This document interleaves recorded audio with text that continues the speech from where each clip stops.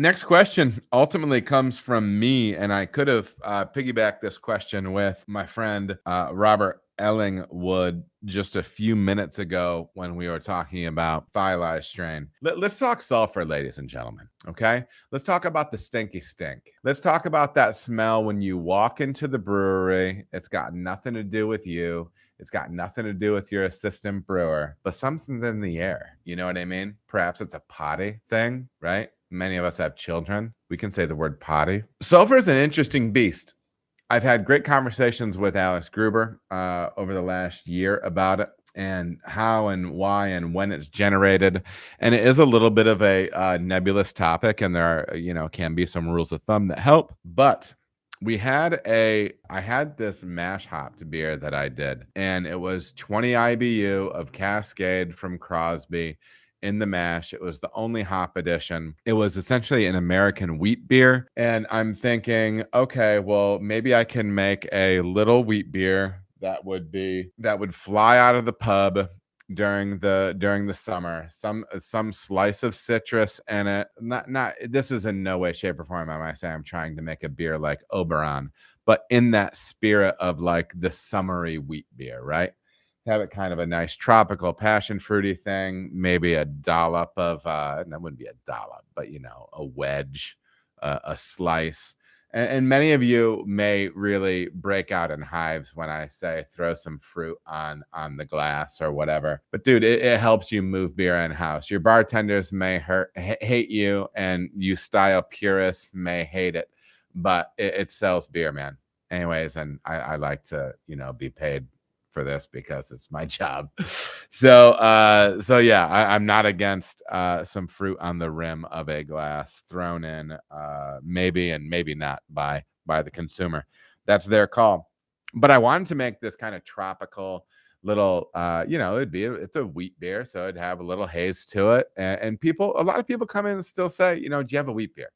So I was thinking, well, maybe this would be a great way that I could do a yeast grower for Helio Gazer, because Helio Gazer is what I use in Freak Beat, our hazy IPA that we mentioned before, that's going into 12-ounce cans as a core beer, as a core distribution beer for us.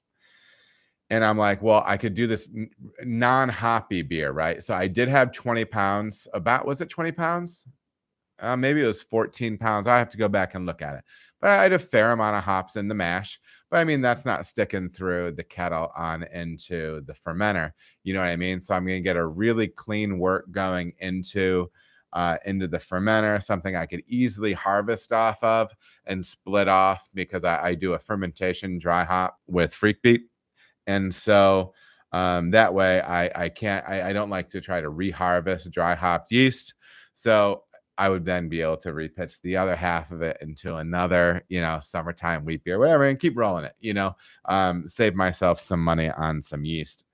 But fermented it out, smelled great, moving along. Everything was good. Passing VDK or diacetyl, passed everything, passed sulfur, got it into the bright tank, got it carved, got it into keg, tapped it, and it was a sulfur bomb out of nowhere. And it wasn't in the fermenter, it wasn't in the bright tank, and all of a sudden it was a sulfur bomb in the keg. So anyways, I was fully prepared to dump this beer, and I was talking to my people up in Cleveland, and a couple of the guys that were working in the brewery said, we've worked at some places in the past, and they worked at some production house in the past, where they said, X, Y, or Z beer is kind of a sulfur bomb the first week it's in the bottle, and then it clears up. And I'm like, okay, we'll see, whatever.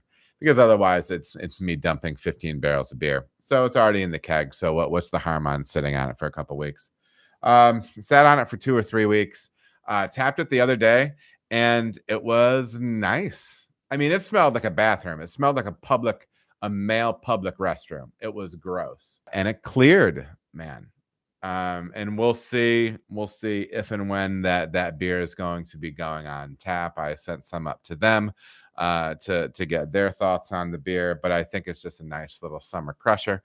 We'll see where that goes. It was an interesting little beer, and so this is kind of one of those things for some people that are like, well, thiolized strains, it's like, well, I just don't want to make IPA. Like I don't, and I get that. I think you can do some fun things with these beers. This is an interesting little wheat beer. I'll see where it goes, and maybe I'll end up doing a tasting video on it and things like that. I might have to think on that, but anyways, I did want to mention that because we have been talking about sulfur a little bit, and sometimes just exercising a little bit of patience with it as you go.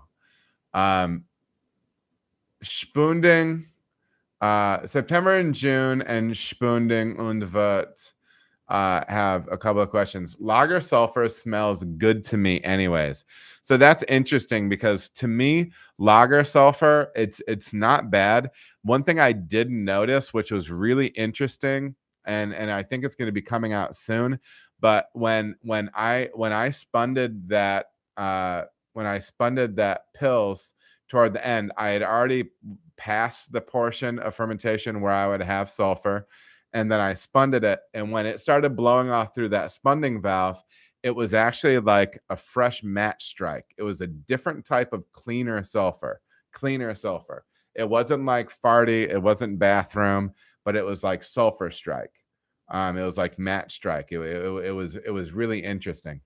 And then continuing with Spunding und Wirt, is mash hopping only for thiolized yeast, or will it carry over? And if so, what percentage?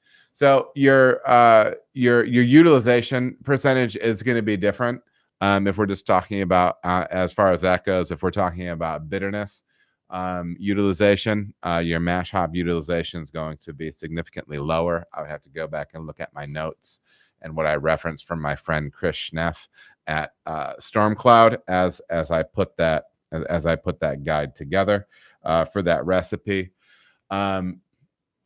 Is mash? I don't think it has to only be for thiolized yeast.